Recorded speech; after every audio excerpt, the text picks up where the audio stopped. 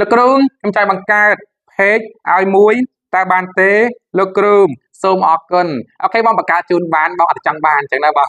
បង្កើតជូនបងប្អូនយើងច្រើនហើយអញ្ចឹងណាបង page ស្តង់ដារហ្នឹងណាបងpage មានពីរផ្សេងគ្នាណាបងបត់ផ្សាយជូនណាបងតបនឹង comment បងសុកជឿនស្នើសុំលោកគ្រូណាទី1 page បែបជា blog បង content មាតិកាហ្នឹងណាបង video creator blog ជាដើមអញ្ចឹងបងហ្នឹងល្អស័ក្តិសមចំពោះបងប្អូនយើងដែលចង់ទុកនឹងការរកលុយតាម Facebook ហ្នឹងគេអាហ្នឹងក៏បានដែរអញ្ចឹងណាបងអញ្ចឹងរៀបចំស្តង់ដារជូនហើយបង blog video ហ្នឹងណាបងអញ្ចឹងដល់ពេលបងបាន page ហើយបងលេខបងកសាងផងណា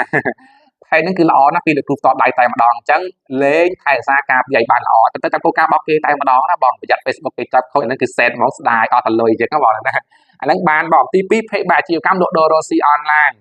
ចំពោះបងប្អូនយើងចំការគាត់រៀបចំឲ្យគាត់តខ្លួនតែម្ដងគាត់មានជាមុខរបរការងារតំណែងសេវាកម្មអីវ៉ាន់ផលិតផលជាដើមចឹងទៅ